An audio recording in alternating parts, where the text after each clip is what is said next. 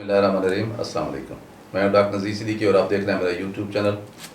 ناظرین کرام، جب سے عمران خان کی حکومت پاکستان میں مورد وجود میں آئی ہے، اس وقت سے لے کر اب تک پاکستان میں مہنگائی بڑھتی جا رہی ہے.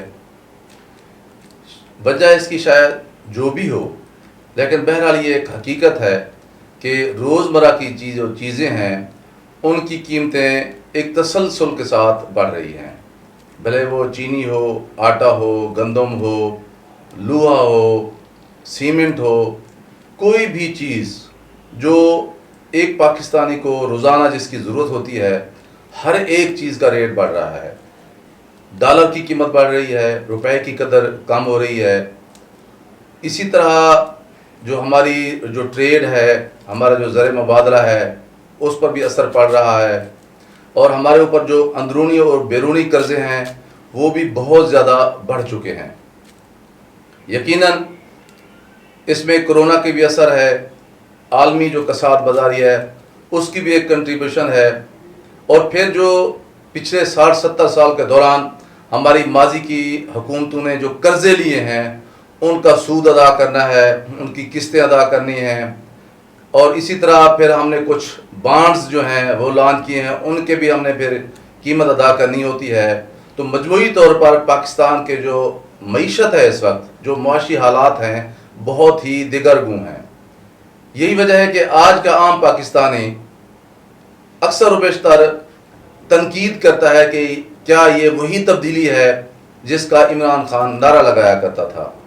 اور حال ہی میں جو کنٹونمنٹ کے الیکشنز ہوئے ہیں اس میں پی ٹی آئی کی واضح شکست، خاص طور پر جو پنجاب میں ہوئی ہے، اس سے بھی یہی نتیجہ نکالا گیا ہے کہ آنے والے الیکشن میں پی ٹی آئی کو کسی بھی صورت میں کامیابی ملنے نہیں جا رہی. لیکن اس سب کے باوجود اکانومسٹ نے جو ایک بہت ہی عالمی شہرت یافتہ ایک جو ڈائجسٹ ہے، جو ایک نیوز جو آؤٹ لیٹ ہے، اس نے ایک آرٹیکل اس میں شائع ہوا ہے جس میں یہی بتایا گیا ہے، بلکہ اس میں عمران خان کی ساری برائیاں جو ہیں وہ گنوائی گئی ہیں کہ کس طرح اس نے افغانستان میں عمران خان کی حکومت نے کردار ادا کیا ہے. عالمی دہشت گردی کے حوالے سے اس پر الزام لگائے گئے ہیں. بہت ساری ایسی چیزیں ہیں جو عمران خان کی ذات سے یا عمران خان کی حکومت کے ساتھ منسوب کی گئی ہیں. اس سب کے باوجود آخر میں یہ نتیجہ نکالا گیا ہے کہ جو 23 میں یا 2023 میں جو الیکشن ہونے جا رہے ہیں پاکستان میں، اس میں ایک بار پھر عمران خان پرائم منسٹر بننے جا رہے ہیں. اور یہ پاکستان کی تاریخ کا ایک منفرد واقعہ ہوگا جس میں عمران خان مسلسل دوسری بار حلف اٹھائیں گے. اور اس کی بنیادی جو وجہ بتائی گئی ہے وہ یہی ہے کہ اس وقت عالمی سطح پر دو قوتوں کے درمیان مخاصمت اور کشمکش ہے. ایک طرف امریکہ اور اس کے اتحادی ہیں اور دوسری طرف چین اور روس ہیں. چین کو عمران خان کی یہ ادا بہت پسند آ گئی ہے کہ وہ امریکہ کے سامنے ڈٹ کر کھڑا ہو گیا ہے. اس نے ایبسلیوٹلی ناٹ کا نعرہ لگایا ہے. اس نے کسی بھی صورت میں امریکہ کے سامنے جو ہے وہ گھٹنے ٹیکنے سے انکار کر دیا ہے، ہوائی اڈے دینے سے انکار کر دیا ہے. اور اس عمران خان کی پالیسی کا نتیجہ یہی نکلا ہے کہ افغانستان میں امریکہ کو مزید ٹھہرنے کا موقع نہیں ملا اور وہ باہر نکلنے پر مجبور ہو گیا ہے. اور وہاں نئی طالبان کی حکومت آ گئی ہے، جس کے نتیجے میں اب پاکستان میں دہشت گردی کے واقعات میں بھی کمی واقع ہو رہی ہے. اور ٹی ٹی پی اور بی ایل اے کو وہاں کھل کر کام کرنے کا موقع بھی نہیں مل رہا، بلکہ بہت سارے ٹی ٹی پی کے جو عناصر ہیں وہ پاکستان کی حکومت کے ساتھ پس پردہ مذاکرات میں بھی اس وقت شامل ہو چکے ہیں. تو یہی وجہ ہے کہ پاکستان کے جو سیکیورٹی کے ایشوز تھے وہ کافی حد تک ریزالو ہو رہے ہیں، اور اس کی وجہ سے امریکہ اور بھارت کو شدید پریشانی ہے.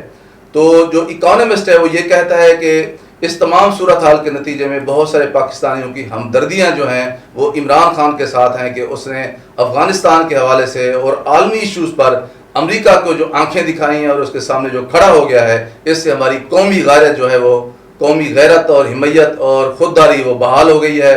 اسی طرح چین بھی چاہتا ہے کہ عمران خان جیسا ایک تگڑا بندہ جو ہے نا، اسے چین کو ضرورت ہے کہ وہ پاکستان میں رہے. تو دونوں یہ جو فیکٹرز جو عناصر ہیں کہ چین کی خواہش اور ان غیرت مند پاکستانیوں کی قوت ارادی کہ جو یہ سمجھتے ہیں کہ ایک بہت عرصے کے بعد عمران خان کی شکل میں ایک پاکستانی لیڈر جو ہے وہ امریکہ کے سامنے اکڑ کر کھڑا ہو گیا ہے. یہ دونوں باتیں مل کر عمران خان کی 2023 کے الیکشن میں کامیابی کو یقینی بنا رہی ہیں. لیکن بہرحال یہ ایک تجزیہ ہے. پاکستان کے اندر جو لوگ موجود ہیں وہ اس تجزیے سے اتفاق نہیں کرتے. وہ یہ سمجھتے ہیں کہ مہنگائی ایک ایسا بوجھ ہے جس کے نیچے پی ٹی آئی آہستہ آہستہ دبتی ہوئی نیچے چلی جا رہی ہے. لیکن اکانومسٹ جیسا ایک ادارہ، ایک ایسی میڈیا آؤٹ لیٹ جس کی ایک عالمی شہرت ہے، جس کی اپنی تحقیق اور تفتیش ہوتی ہے، وہ عمران خان کو نیکسٹ پرائم منسٹر کے طور پر بھی دیکھ رہے ہیں. دیکھتے ہیں کہ اس ساری صورتحال کا نتیجہ کیا نکلتا ہے. ناظرین کرام، آپ سے گزارش ہے کہ میرے YouTube channel doctor Nazir Siddiqui کو سبسکرائب فرمائیں، اس ویڈیو کو زیادہ شیئر کریں، گھنٹی کے بٹن کو ضرور دبا دیا کریں تاکہ میری تمام ویڈیوز آپ دوستوں کی خدمت میں پہنچ سکیں.